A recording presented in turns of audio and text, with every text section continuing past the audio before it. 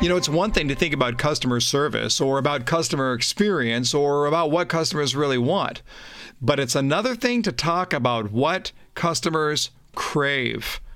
Let's get into that on today's episode of The Buyer's Mind. Welcome to The Buyer's Mind, where we take a closer look deep inside your customer's decision-making mechanism to reverse engineer the perfect sales presentation. Now, please welcome your host, Jeff Shore. Well, welcome once again to The Buyer's Mind, where we investigate exactly what's going on in the brains of prospects who are considering a purchase decision.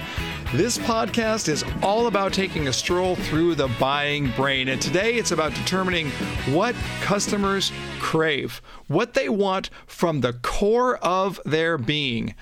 I like it. I think you'll like it too. I'm your host, Jeff Shore. You could read the full bio in the show notes, or you can visit jeffshore.com. Make sure you sign up for our Saturday morning newsletter. It's free, but a little Saturday morning inspiration to start your weekend off. As always, joined by our show producer, Paul Murphy. Murph, how you doing today? Hey, doing really great. Good to be here. Let's start with context here, Murph. What pops into your mind when we think about the word crave? I guess I think about two things: pregnant women with pickles and ice cream. And the other thing is food, just food in general, right? So I've had the opportunity to come out to California a few times, and In-N-Out Burger is what I crave. There you go. There you go. Good man. Good man. I'm privileged to live not that far away. It is interesting, though, when we think about cravings for food, because that sounds like it would be a physical thing. It's really an emotional thing, right? We crave in our brains. We get to that point where, like, oh, I'm jonesing for a double animal style over at In-N-Out or whatever it is. But it largely speaks to the emotion. And I think when we're thinking about what our customers crave, that's where they come from. They want to be satisfied on a deeper level than just check the boxes. A lot of people can check the boxes. A lot of companies can provide you a solution that will check the box. But boy, how about when we get to that higher level of what customers crave? And that leads us to our quote of the day from Jeff Bezos, the founder and CEO at Amazon.com. And here's what he says: "We see our customers as invited guests to a party, and we are the hosts. It is our job every day to make every important aspect of the customer experience a little bit better." And I love this idea because when you look at Amazon, first of all, they already have a strong customer experience. I'm shopping on Amazon all the time because it's so easy. But what are they saying? We see our customers as invited guests to a party. And let me just challenge you with that right now. How do you see your customers? Are they prospects? Are they targets? Are they combatants? Or do you see them as opportunities for you to improve someone's life, to provide great experiences, to give them what they want, even on an emotional level? And I know where I stand, and I can tell you this without any reservation. Taking really great care of our customers is really, really fun. I mean, seriously, the most enjoyable thing that we do as an organization is exceed our customers' expectations. And when we get that call, we get that email, I'm telling you, we blast it around the company saying, look what our customers are saying. It is so much fun to exceed expectations. It is so much fun to surprise and delight our customers. It is so much fun to give them what they crave. So if it's one thing to look at it and say, well, this is the right thing to do for our customers. And it is. And that should be your primary motivation. But don't miss the secondary motivation. Taking great care of your customers by giving them what they crave, it's fun. Hey, we want to let you know that the podcast is brought to you in part by our friends at Home Street Bank. This is our show sponsor. This is also my lender of choice. Having used Home Street in my last home purchase, it was an incredibly smooth transaction. Everyone that I've talked to at Home Street is professional, dependable, great rates, great service. If you're a real estate professional listening to this today, you're not going to find better people to work with in taking care of your clients. And they can do it all. Banking, home loans, credit lines, you name it. Go to homestreetbank.com to learn more. That's homestreetbank.com. Before we get to today's interview, I want to give you our tip of the day. And today's tip, right along the lines of what customers crave, think +1. That's your tip today. Think +1. Here's how it works. I need to do this thing to take care of a customer request. What if I could do that plus one more thing? What is a simple +1 that would exceed expectations? So for example, suppose you're selling designer furniture and a customer asks you for some detailed information on a sofa. You do some research, you provide those technical answers. The +1 is when you include an article from a prominent designer that talks about trends in sofas in what's up and coming. Now look, that's not difficult. It only takes a few moments of your time. The toughest part of this is just adopting the +1 habit. But when you do that, you're providing some really memorable experiences. And here's what I'm going to ask you to do. I'm going to ask you to think about customers that you are working with right now. Think about one customer that you're working with right now and ask yourself the question, what is a +1 for that customer? What is one thing I could do that would make a difference for that customer? Hey, before we get to our interview, let me tell you about an opportunity for real estate sales professionals. It is our 4-2 Formula Academy. This is an intensive training program. It includes live training for 3 days, but weekly training over the course of 13 weeks. This is a very detailed program that equips real estate sales professionals with modern selling strategies and skills. They're specifically designed for today's buyer, today's market. You can find the 4-2 Formula Academy and other exclusive training events throughout the year for sales leaders and sales professionals. Just go to jeffshore.com/events. All right, let's get to our interview with Nick Webb, one of the more interesting people that you're going to come across this week, I assure you. Nick is an innovation strategist and futurist. He's the CEO of Lassen Scientific. He's got over 45 patents awarded to him. So this guy's got some intellectual firepower, but he works with companies to improve their customer experience. And what happened was a client of mine recommended Nick's book, What Customers Crave. I picked it up. I loved it. I called up Nick. Let's get him on the show. Welcome, Nick Webb. Thank you very much. Good to be here. You've got just such an interesting biography here. So let's just simplify it down. You're at a cocktail party and someone asks, hey, what do you do? How do you answer that question? Yeah, it's tough. You know, I used to sell pharmaceuticals, and I used to be able to say I'm a drug dealer, which was far more interesting. But you know, unfortunately, it's kind of complicated. In fact, when my children were in kindergarten, they used to have a day where they would present what their parents did. And my daughter asked me, Dad, could you kind of give me the Reader's Digest version of what you do? I explained to her, well, I'm in the innovation business, and as you know, innovation is fraught with failure, and so I help people mitigate their failure. And you know, equipped with that dialogue, my daughter went to kindergarten and stood up and proudly said that her father was a failure. So that's what she took out of it. So I have a weird but interesting life. I spend about 10% of my time as an adjunct professor of innovation at a Southern California medical school. I also run the Center for Innovation at Western U, which is a really exciting project for me. I'm just loving it. At Lassen Scientific, I'm the CEO there, and what we do is we work with top brands around the world to help them drive innovation. And what's interesting about that is that, you know, I started researching this book with the idea that I was writing a book on innovation, because I realized that innovation went from bright, shiny objects to things like Uber, where people were not inventing new things, they were inventing better human experiences. And that was fascinating and continues to be really fascinating to me, that you can rule the universe if you can apply innovation principles to deliver beautiful human experiences. So I spent 3 tough years researching this book. When I turned in my innovation book to my publisher, they said, dude, you've written a book on sales and marketing. I'm like, wow, I'm that guy, really? And now it's the #1 bestseller. It's Mashable's top customer experience are actually top marketing books to read in 2017. And the book has just really taken off like crazy. So it's really been exciting. Anyway, that's believe it or not, the short answer to what I do.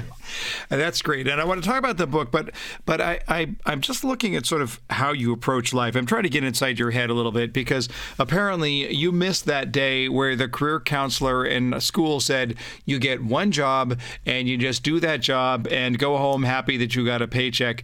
It sounds like you take a little bit more of the buffet approach to life. Yeah, and that could be, the subject of bad choices, right? I think what I've done is I found a career pathway for my ADD, and it's sort of worked out. I mean, I think at the end of the day, one of the things that I really wanted to do is I wanted to build a business around my family instead of a family around my business. So I moved to Northern California, built a compound here with a state-of-the-art office that looks like the NASA control center, with a complete R&D lab and 3D printers and you name it. And from my little perch here in Northern California, I get the privilege of being able to do cool things with really cool people and sort of live in this awesomeness of the intellectual property sandbox. So it's awesome. Yeah, it's an amorphous life, but it's really been fun. It sounds like to some extent you're taking sort of an Elon Musk approach. I was talking to somebody recently about Elon Musk, and my take on Elon Musk is that this is somebody who sits around asking the question, what problem needs to be solved? Right? And of course, he approaches it on the very, very big problems of the world that need to be solved. Where are we going to find our energy, and what happens if the Earth is no longer habitable, right? So, or even worse, how do you solve traffic problems in Los Angeles? But that's how he does it. He looks at it and he says, what problems need to be solved? Is that a fair way to describe how you sort of approach your career and your life? I think so, although I think I've evolved from that. I mean, the great, amazing artist Picasso famously said that every act of creation is first an act of destruction. And so we hear this word today in business almost weekly, disruption, right. Disruptive innovation. And so it used to be where we could figure out ways to fix problems, but unfortunately that sort of produced incremental improvements. Today, what I'm just fascinated by is disruptive innovation. And what that means is, rather than trying to fix stuff and optimize stuff that's lame, why don't we just destroy it and replace it with something that's far more beautiful? A good example of disruptive innovation is Amazon. Amazon destroyed our way of looking at shopping, and it leveraged digital ubiquity and connection architecture and communities of users to be able to make better choices. Look at, Uber. Uber didn't change and reinvent the taxi cab. That would be the concept of looking at ways to improve. What they did is they looked at it from the perspective of Picasso, or the disruptive innovator. Why don't we destroy that lame model of taxi cabs and replace it leveraging digital connectivity with a beautiful consumerized experience of getting from one place to the other? That's really what I think the future of innovation is really about. It's more about disruption than it is about finding betterness. Let's talk about the book. It's an outstanding book, by the way, just tons of great insight. But let's start by talking about customer types, because your premise, if I'm reading this right, is that customers' cravings are going to vary widely according to customer types. Does that sound about right?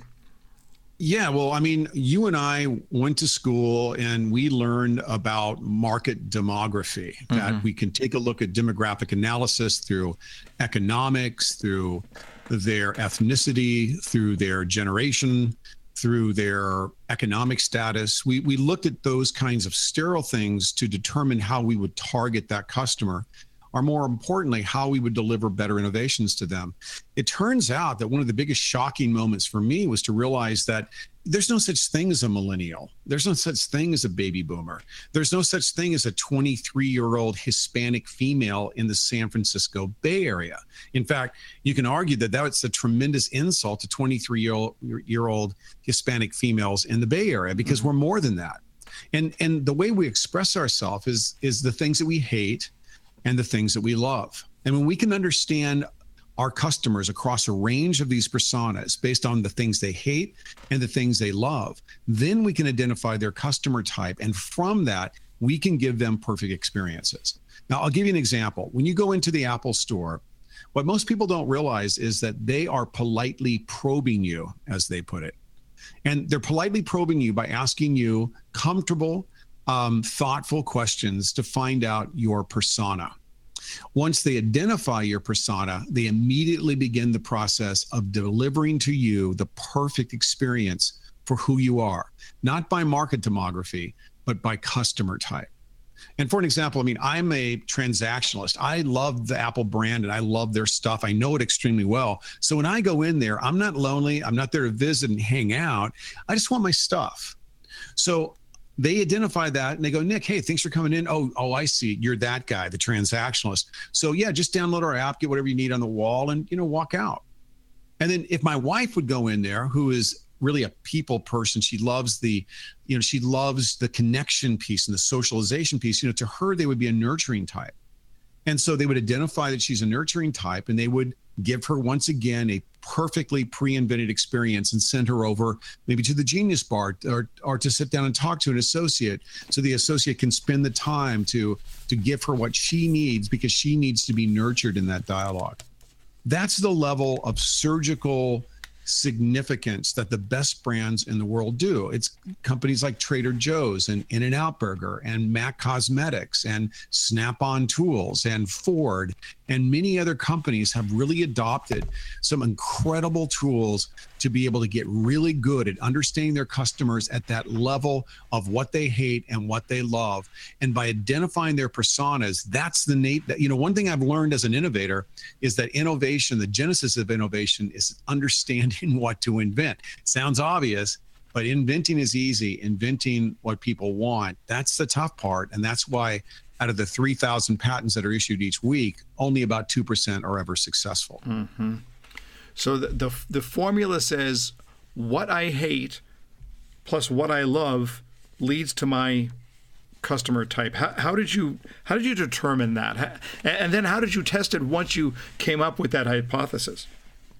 Well, we do this we have hundreds of clients ranging from large pharmaceutical companies to you just about name it, from the fast food industry to retail.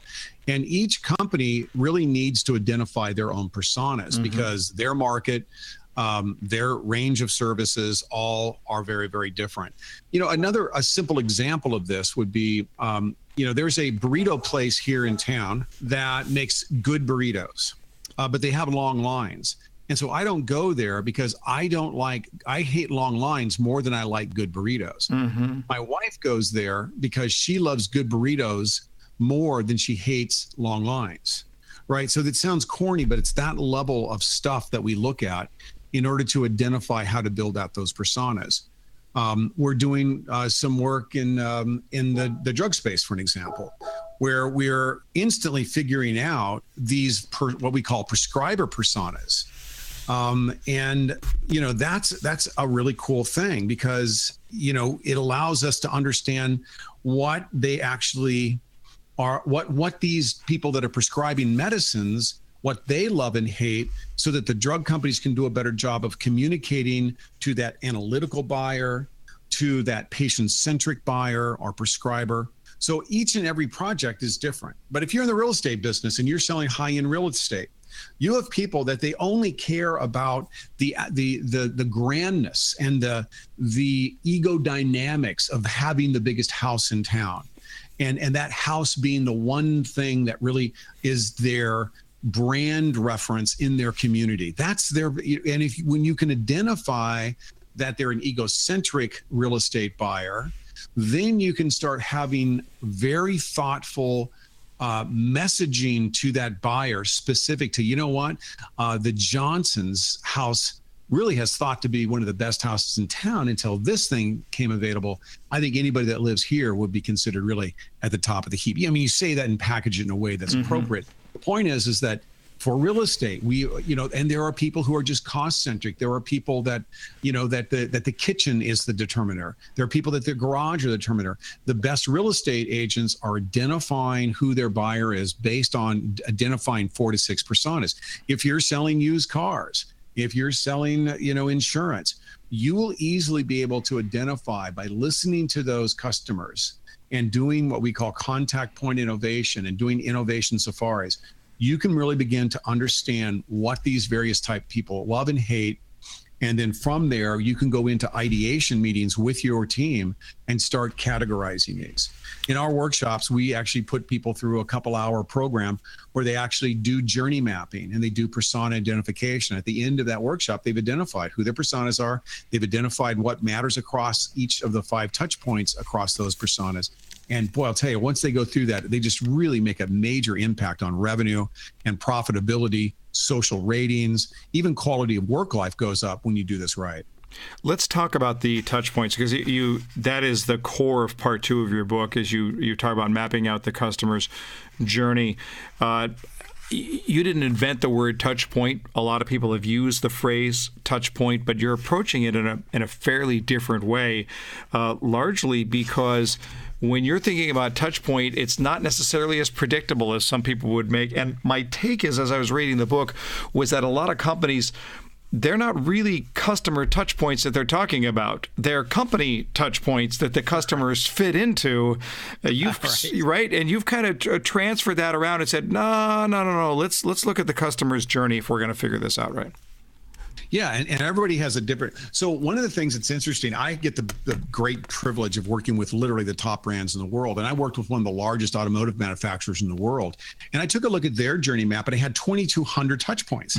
and to your point, it had more to do, it was sort of an internal centric view of the universe. And, who's going to look at a map that has 2,200? I mean, it's an interesting academic document. It might be a good PhD doctoral thesis, but it's certainly not something that has actionable insight. So what I wanted to do is to take the Mac OS approach and take the uber complexity of customer service and turn it into something that from a pet shop to a multinational corporation could apply these principles. And so I break the touch points into 5 touch points. These are the types of touch points that you need to invent around. The first one is the pre-touch. And the pre-touch suggests that virtually all companies are losing about 30% of their revenue because they're not relevant at that pre-touch moment. So the pre-touch moment is the research phase. 98% of customers, if you are in the real estate business, the automotive business, if you're in a B2C business, it doesn't matter.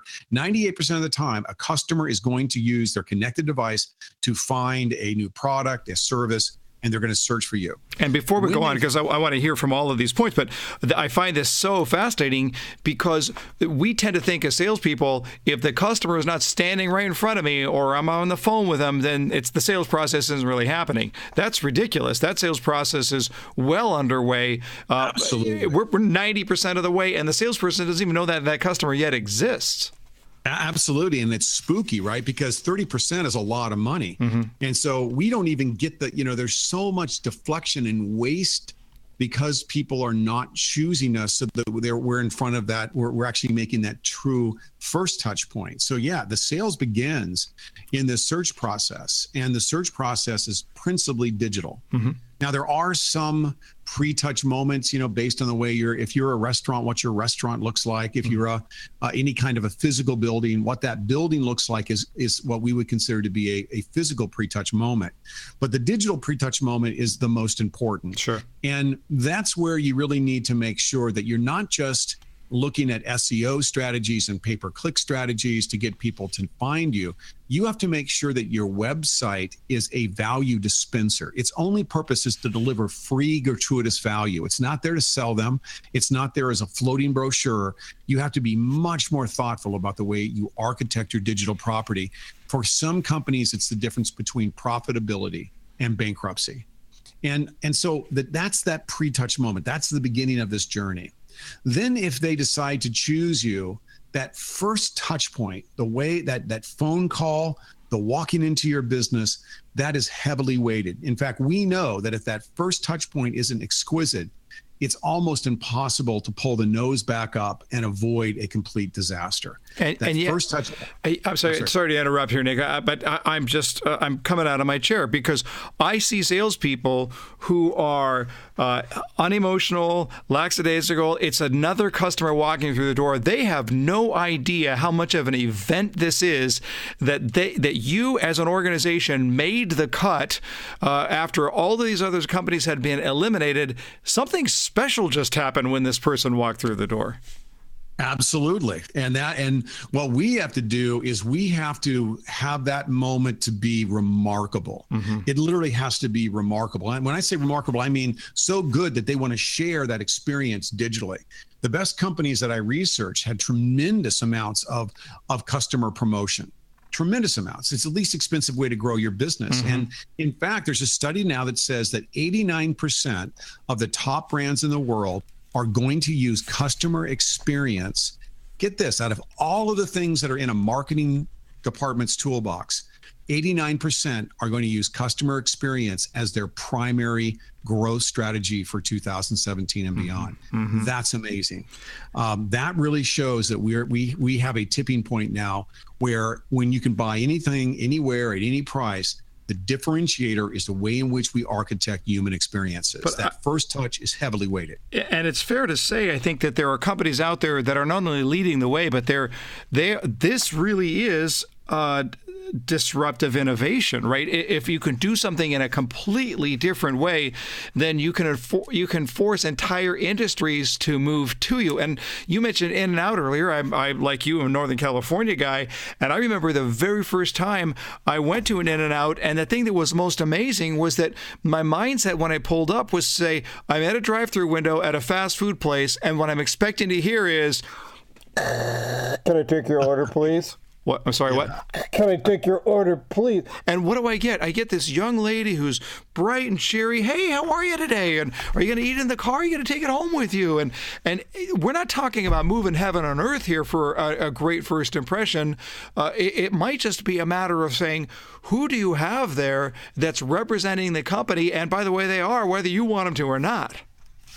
It's so true. And look, I mean, what most people don't realize about In-N-Out Burger, back in 1957, when they first opened up their business, they realized that having crisp, clear, two-way communication between the order speaker and the person that worked in the restaurant was critical. So they actually used megaphones initially because they found that there was no way that they could mess up the order if they could actually hear the people and the people on the other end could hear them. Right. They also realized that they needed to instantly extinguish the transaction and transmute it into a relationship. That's why the best brands like companies like Dutch Brothers Coffee, the first thing they say is, hey, how's your day going? I'm like, great. What do you got going for the rest of the day? I am getting coffee and then I'm not sure, but pretty soon, like, there was a time I went there, I'd gone there. I went back 6 weeks later. Nick, how you doing? Yeah. Like, it was a little creepy, but she actually remembered me but you feel like they really like you and think, you know what I mean? It's a little thing to transmute from transactionalism to personalization, but the impact is incredible. Sure. And it's why the companies that I feature in my book are on fire. But yeah, In-N-Out Burger also realized that complexity was bad. So they made a simple menu that only has 5 or 6 items. Love it. But if you're part of the secret order, right, you know the In-N-Out Burger secret menu that you can go online and order thousands of things, right? Right, absolutely. All right, so we have the pre-touch point moment. We have the first touch point moment. What comes next? So the core experience, and this is where a lot of people blow it. They got somebody to find them on the pre-touch. They got them to show up and they set the trajectory right with a good first touch moment. But the day in and day outs of doing business with people can sometimes be, we get lazy there. And I don't know if you've ever watched the TV show Take Home Boss. No. But they take this boss and they put him, he puts a rubber nose and glasses on, from a major corporation. He works at the counter of his restaurants and not surprisingly finds out that, they're treating their customers bad, their employees hate them, and their place is a wreck. That tends to be what happens. We become, in our corporate life cycles, we go from an entrepreneurship where we're very customer centric to where we move into this transactional, operational, and even worse, company centric view of the world. And that's where it all fails. So the core experience is the day in and day out ways that we innovate to make that experience beautiful for our customers. Okay. And then the last touch, I mean, this is really, really important. I mean, we just had a meeting about this at our university. You know, besides giving somebody a degree and a sheepskin, what other kinds of things can we do to leave that last touch moment after they've invested the time and money with our university? How can we make that special? And we're ideating around that right now to really deliver really the perfect student experience. And so creating things that are memorable, like, wow, that was amazing, something that's unexpected. And that's what the best companies in the world are doing. When you go to Tiffany's, Tiffany's will sell you jewelry, which you can buy pretty much anywhere. But when they put it in a little bag and then they put that in that perfect box, and then if you go online and research it, there is a very legalistic rules about how Tiffany must tie the bow to make that Tiffany box absolutely perfect. And then they take that box and they put it in that beautiful blue Tiffany bag. It's that detail, that last touch point, that makes the Tiffany company. That company is centered around that bow, that box, and that bag. And it's great branding too. You want to carry that bag around, but that's absolutely consistent. When Daniel Kahneman says we don't choose between experiences, we choose between memories of experiences. And when we think about those memories, we think about the peak moments and we think about the end moment. And yet, over and over again, you see, retailers and restaurants or whatever it is. You just think about when you typically leave a restaurant. Have a nice day. All right, you too. Well, I'll probably never see you again. Yeah, it's okay. I've already forgotten who you are. It is just so routine, and yet how little it would have taken to really let that be a moment that would have lasted and would have caused me to look back on the entire experience with a positive light. Yeah, I mean, we've all heard recently of fake news. That's fake relationship, and people do it all the time. We institutionalize fake relationship, and look, customers aren't dumb, but when we engage people in an authentic way, and we ask them questions and shut up and listen, and we really begin to create that authentic dialogue. That's the kind of stuff that we really can do here, and I think it's just amazingly exciting. That's great. That's great. We're just about out of time. Give us a piece of advice for where to start with this. Obviously, I'm going to encourage people to read the book. It's an amazing book. Takeaways that are thick and rich on every chapter. But if you had a piece of advice here, for sales professionals as to what they can do first on this journey to give their customers what they crave, where would you have them start? I really think that one of the best things they can do, well, first of all, they can download a free chapter of the book at whatcustomerscrave.com, and that'll get them started. Awesome. I think that what really I suggest to people is just to sit back and think about, if you were to just write a few notes of what are the things that how can I divide my customers into 3 to 4 categories based on what they love and what they hate, so that I can do a better job of messaging and delivering custom value to those customers. I think building out those personas is time worth spent. I believe that on average, companies that are adopting these principles can double revenue. It's that impactful. The other thing that they need to do is they need to look at those 5 touch points. What is it like if you Google your name? Do you have a 3 Yelp review? Do you have people talking about how bad the experience was? Or have you built customer advocates instead of madvocates? Mm-hmm. So go through the process of seeing what your customers see through a digital search. The next thing you do is walk around your business, invent by walking about, live your experience, think about what a customer would see, ask customers about what you can do better, build out a commitment with your team to talk about innovation and customer experience every day to make it part of your business culture. Those are the kind of things that really do move the needle. Unfortunately, look, this is something that most people, this is easy to ignore. Mm-hmm. It really is, because we're so busy just trying to sell stuff. But at the end of the day, everybody else is as well. The competitive differentiation that this provides is really, really significant. This, I believe, and so do 89% of the top brands in the world, believe that customer experience design is the difference between success and failure in a time of hyper competition. Yeah, it's easy to ignore until one day you wake up in your Kmart Right. Right? Absolutely. It's death by 1,000 paper cuts. Well, there you have it. We always try to get interesting guests on the Buyer's Mind, but I don't think you're going to get any more interesting than Nick Webb. And I do want to encourage you, go to whatcustomerscrave.com, download a chapter of the book. Once you read that first chapter, you will be hooked. Nick Webb, can't thank you enough. Appreciate your insight. Thanks for joining us today. My pleasure. Thank you. Murph, as I said, there are interesting people, and then there are guys like Nick Webb who just sort of redefined. Was your mind blown like mine? My brain is melted. I mean, really thinking about the fact that, the great description of, okay, you're a Hispanic lady in San Jose, California. Well, no one is that, right?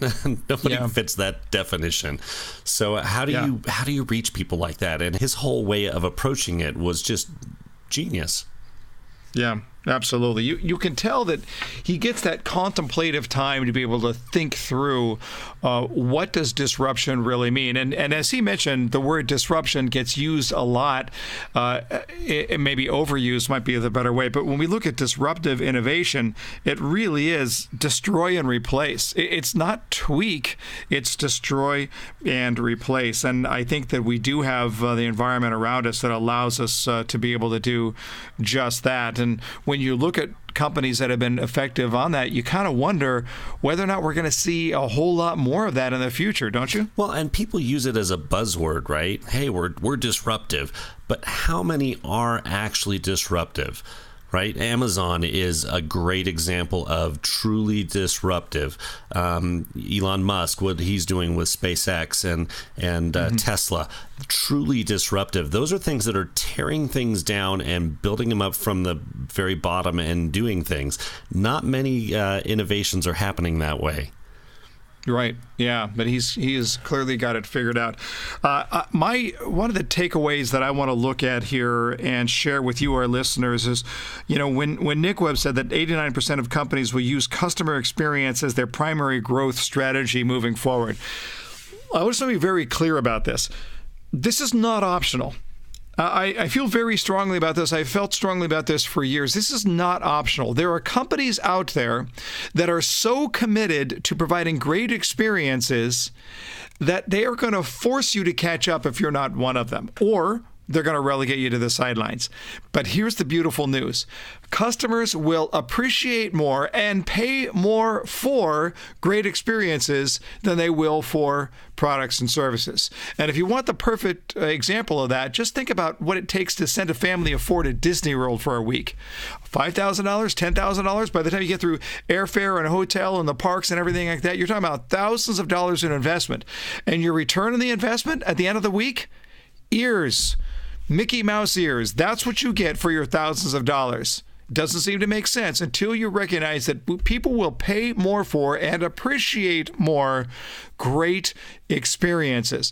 I'm going to encourage you, go just with your eyes open, even in your own life. What are those companies? And it might be the little mom and pop donut stand. It might be the store that you love shopping at. It could be a car dealer that you've really, really enjoyed working with.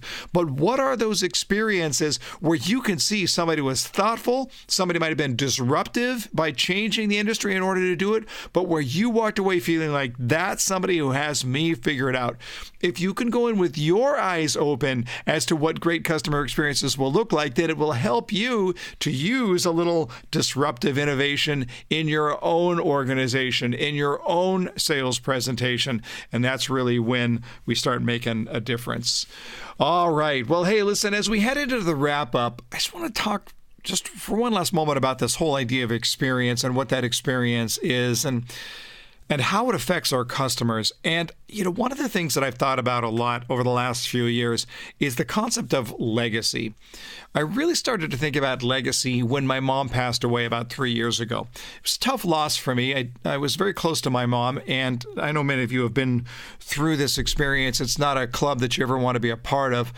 But when I think about my mom and I think about her legacy, sometimes we think about legacy in regards to, the endowments and the buildings that are left behind or whatever, or what music you wrote or the book, whatever it happened. No.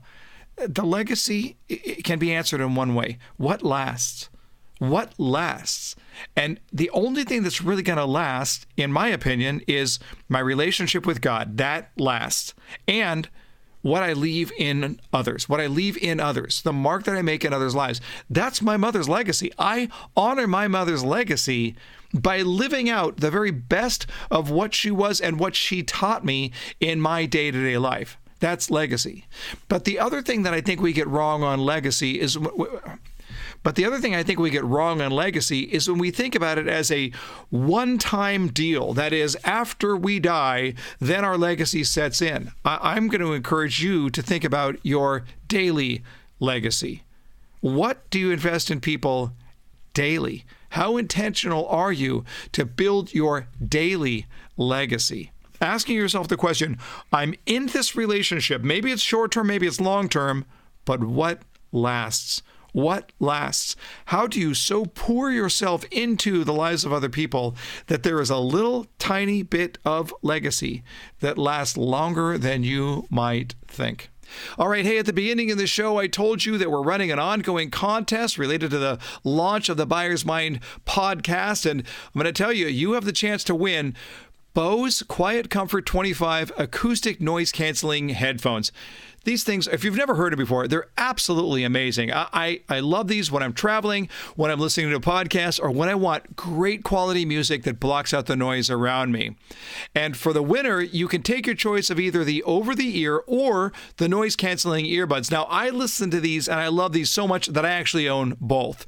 So when I'm working out, I listen to a podcast, I listen to music, whatever it is, and it's a fantastic experience. So we're going to give away a pair of Bose headphones, but I'm also giving away several Shore Consulting swag bags. That's 5 of my books, a coffee mug, my motivational CD, and a bag to carry it all in. And all you have to do is download all of the Buyer's Mind episodes on iTunes and subscribe to the podcast and then leave a quick review. It's not difficult. It'll only take you about 30 seconds. When you've done that, go over to jeffshore.com/podcast and click on the contest link. It'll just ask you for your email address and the name that you used when you wrote the review on iTunes so that we can pick the winners from there. And we're going to give away 10 of the Shore Consulting swag bags. And then remember that grand prize, your choice of either the Bose Quiet Comfort 25 acoustic noise canceling headphones or the Quiet Comfort 20 noise canceling earbuds. Well, that's a wrap on today's episode of The Buyer's Mind. Great episode. Really enjoyed that. I hope you did as well. You can find everything that you need at jeffshore.com. We so much appreciate you listening to The Buyer's Mind, to subscribing and telling others about it. And until next time, go out there and change someone's world.